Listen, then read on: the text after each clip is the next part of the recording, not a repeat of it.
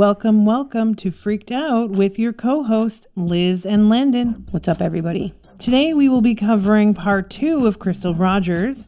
I know we had planned to make this one exclusive, but it didn't turn out that way. But that's okay. We have many others that will be covered under the exclusive side of the podcast. Great news about this case is when we come back to it later on, Liz gets more detail. As time progresses, things will make more sense. Some things that Crystal was trying to tell her previously may have finally clicked in now, and we're going to go through all of the little things as well. So we're going to start off where we finished in the last episode. Let's give a couple of updates on what I'm feeling already. Now, as I was talking to Crystal, I was able to determine that she kept saying trunk over and over again, and I only assumed that she was referring to her being inside of the trunk of the car, which she was, but she was also placed in a trunk, and that's what she was trying to tell me. They did not want anyone to find out it was her, so they decapitated her, and they also removed her fingers and toes. The last episode, you mentioned that she was placed in some sort of incinerator, and I may have suggested that it could have potentially been in that garage. Absolutely. And from what Crystal tells me, it was definitely that garage. And also, they just removed anything that they could to really identify her. I also feel like the trunk may have been from the grandmother's house.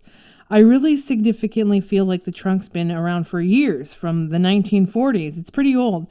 And I do feel like when it's found, it could potentially be identified as the grandmother's. You were also unsure where she was killed. Does she have any information on that? It was definitely at the parents' farm in the back lot of the woods.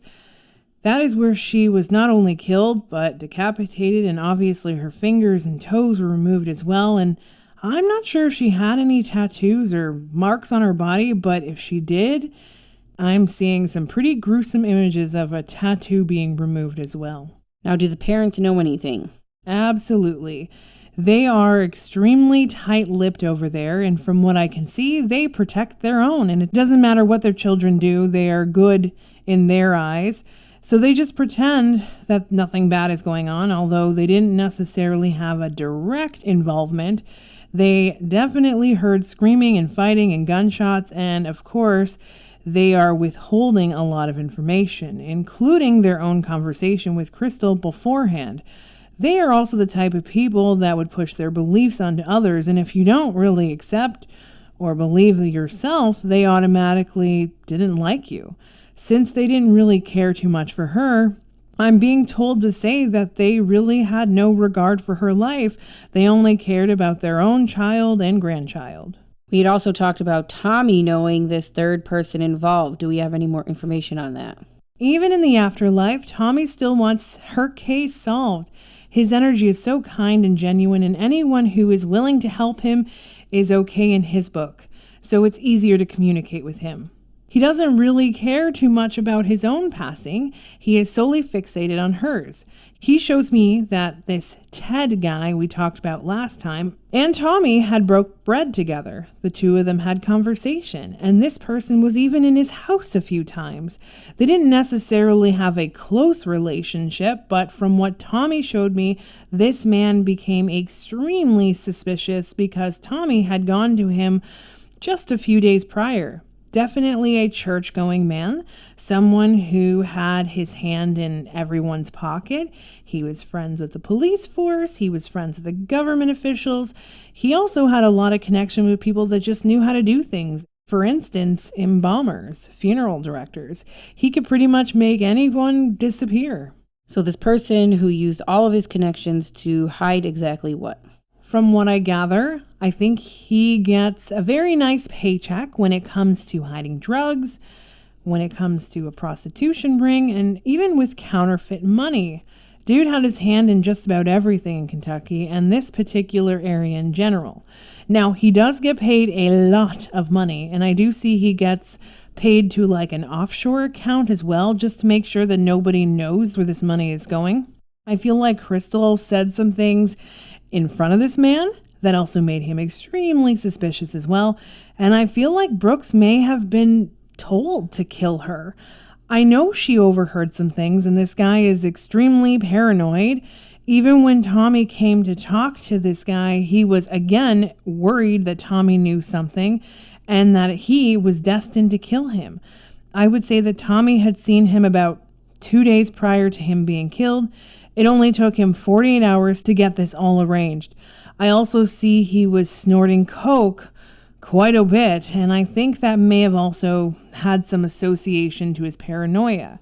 I'm also being told that he has 3 children. 2 of them are boys, 1 girl.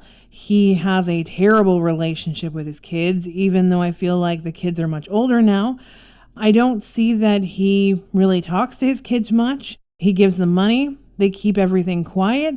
I feel like this man has a wife and she also keeps things quiet, but I think she's been quiet because she doesn't want to get killed.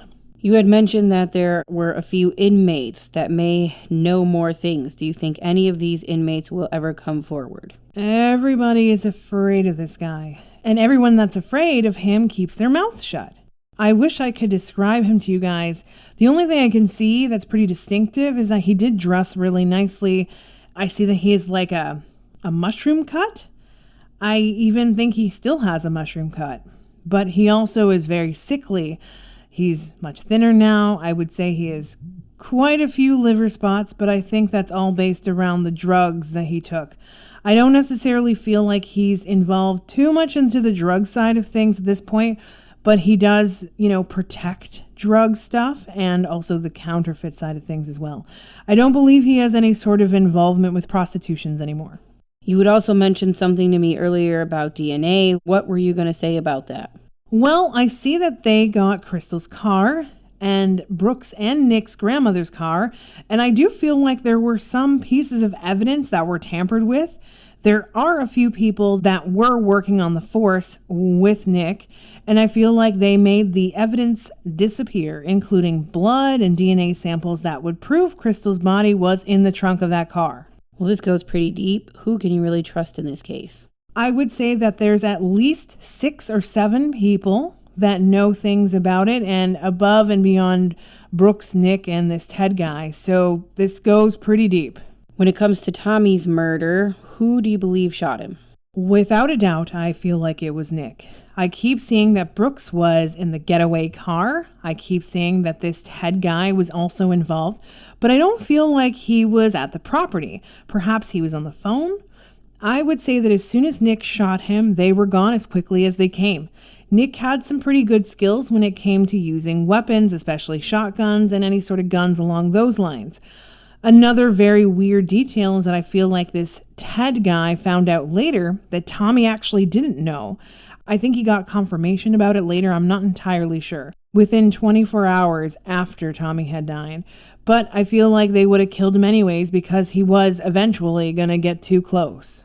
Does Tommy have any evidence in that box that ties this Ted person? Yeah, sadly, because it wasn't all organized. He just wrote it on a very small piece of paper. I would say it's only a paragraph, if that, but it's in there. He conversed with this particular individual on multiple occasions, but only wrote about him for 1 paragraph. Did Tommy have any inkling that this was coming? Tommy had seen some light right before he was killed, but he ignored it and just assumed somebody had made a wrong turn somewhere.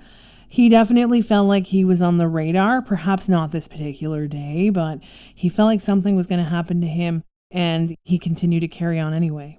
I want to move on to the police officer, Jason Ellis. On May 25th, 2013, Jason had completed an arrest of an unidentified individual who he had brought to Bardstown Jail. He signed off for the night and was heading home when Jason approached exit 34 ramp on the Bluegrass Parkway. He noticed several branches on the road, preventing him from driving. He moved his patrol car to prevent others from driving over the ramp exit, and he got out of his patrol car and put his lights on.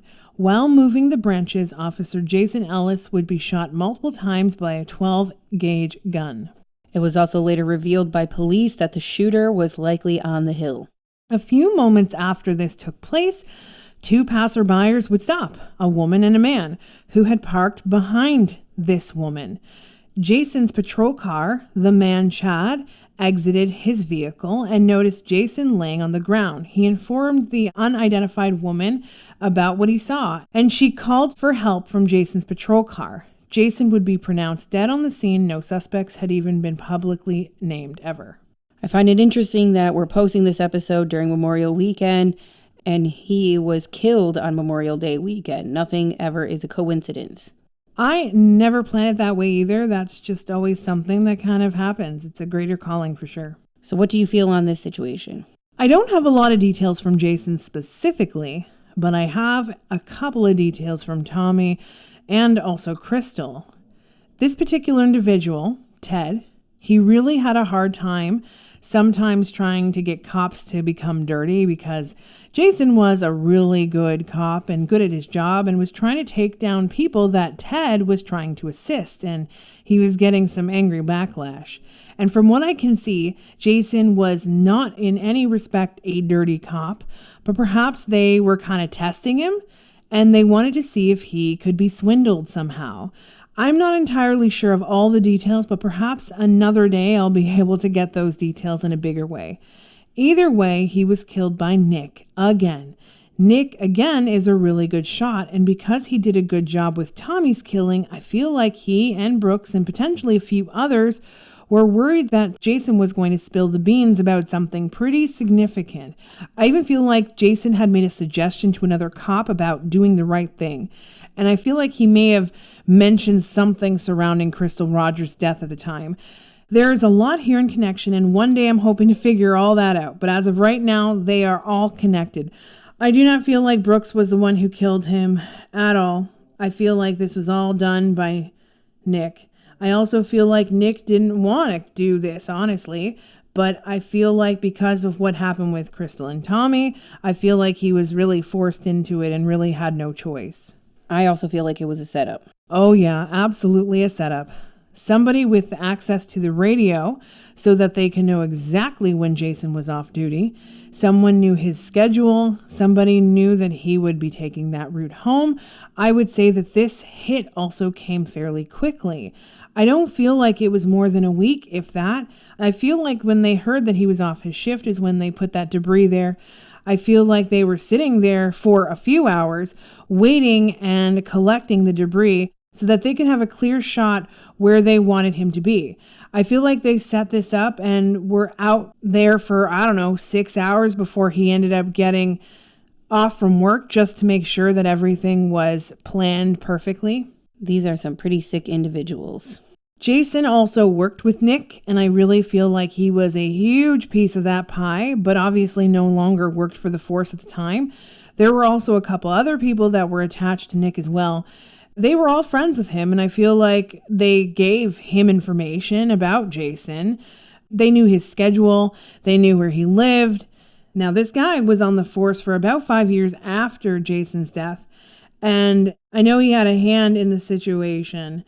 I feel like he's scared to open his mouth even now because he's afraid that he will have the same fate that Jason did. I even feel like this person was threatened to keep his mouth shut. Maybe a threat towards a family or something along those lines, but it's pretty significant. So everyone is scared to come forward because this person has a lot of control and a lot of power. Yeah, and it makes me a little uncomfortable to talk about it too, but someone's got to. And who knows? I'm going to say my prediction on this. I feel like someone else may end up losing their life as well, but they won't necessarily be connected to these cases, but maybe Ted. It's pretty terrible. Jason Ellis just wanted to go to work, do his own thing. He was a practical jokester, and he also had a K9 for the police force. He had his own K9, but he did not have this K9 with him at the time because his vehicle that carries his K9 was in the shop, and the vehicle he had at the time during his murder was not equipped for his dog. He loved his wife and his 2 kids, and his 2 kids were everything to him, and he was a good guy. Overall, he did the right thing because he always did the right thing. This completely unfortunate situation happened. Hopefully one day I'll be able to talk to him further. Jason was a pretty successful police officer with his K9 when it came to taking down the drug ring, and he was able to successfully obtain a lot of drugs. That would automatically go against Ted's personal agenda.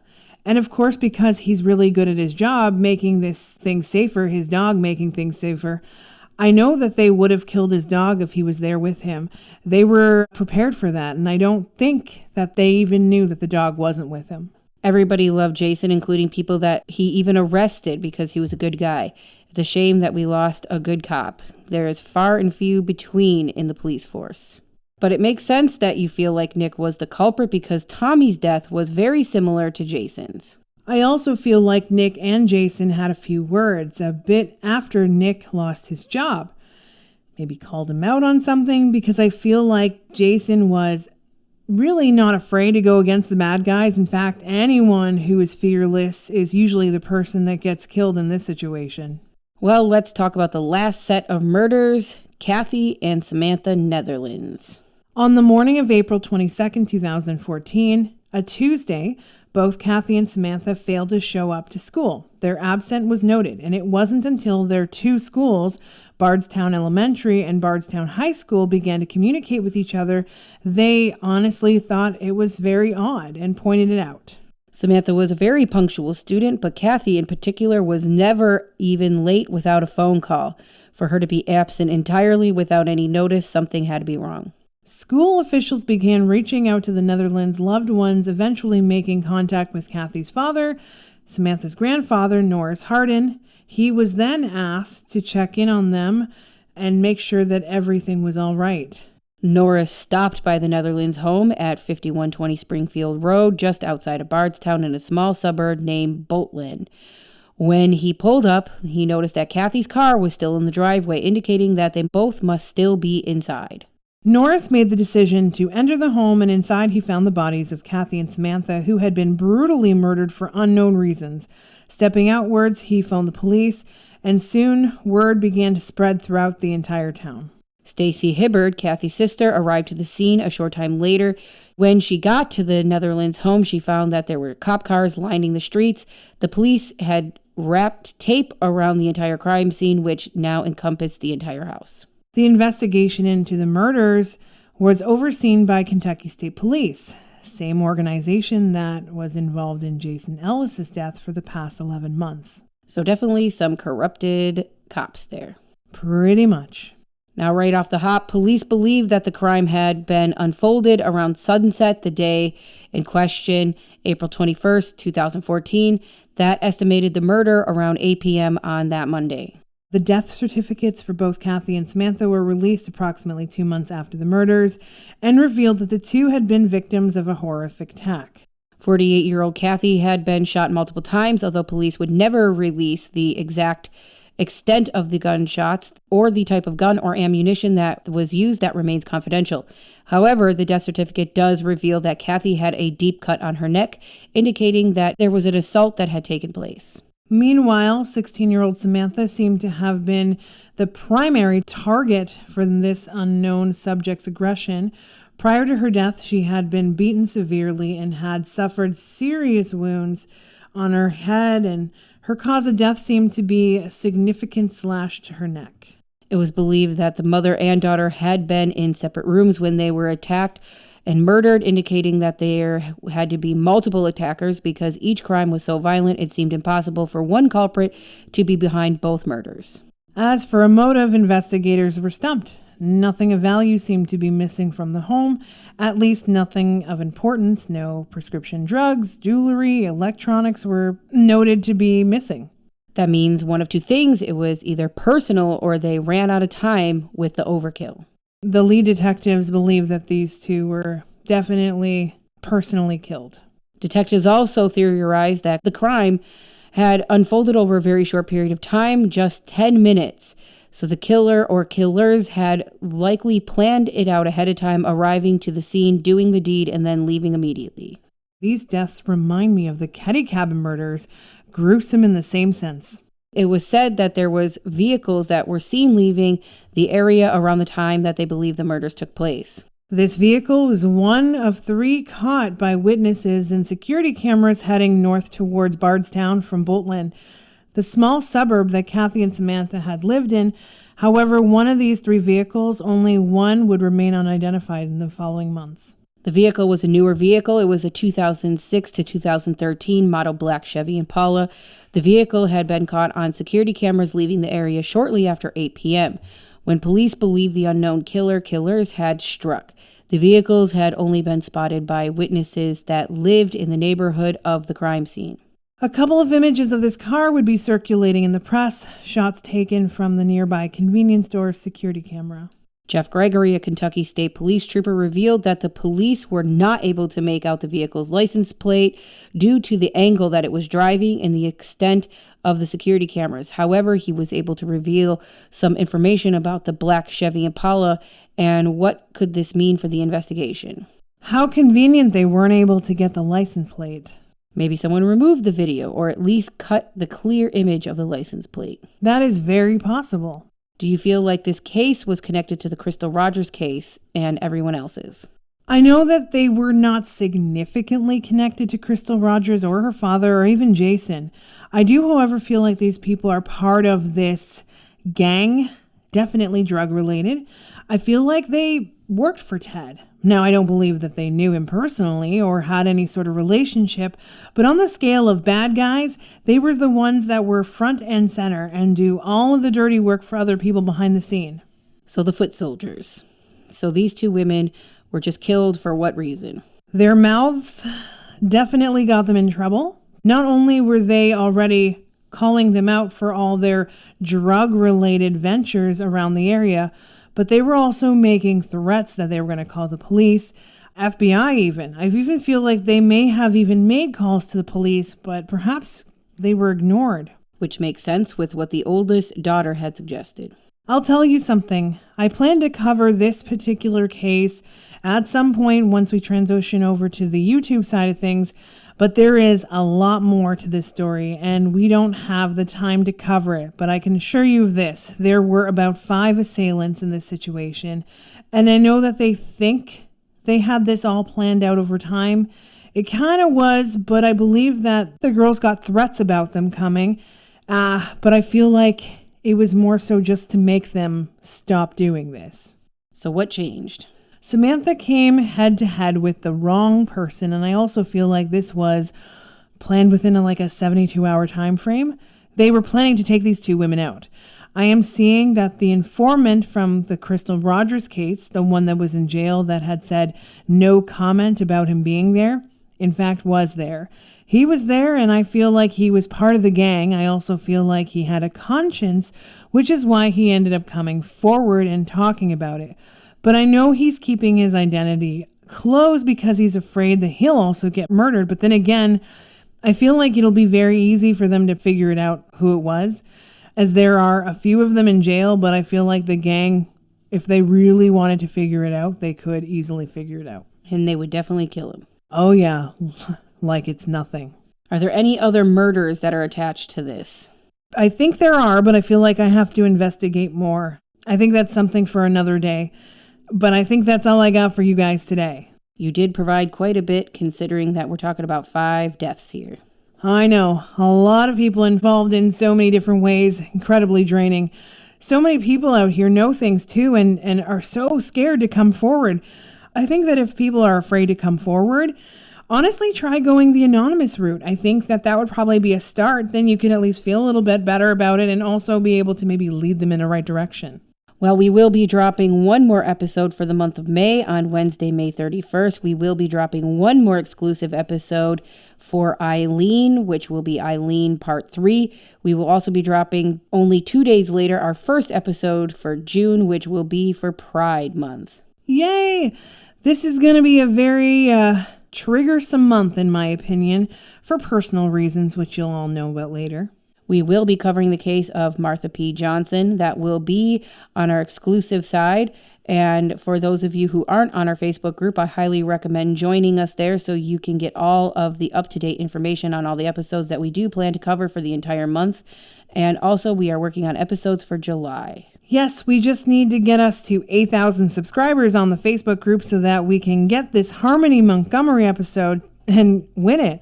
We currently have 6,300. We only need 1,700 more, and that is it. So everyone else, come and join us. I assured you, you'll be satisfied. Let's not forget the patron side. We currently have a bonus episode, and once we get to 1,200 patrons, we will be doing the episode for Twitch. Yes, and Stacy Peterson.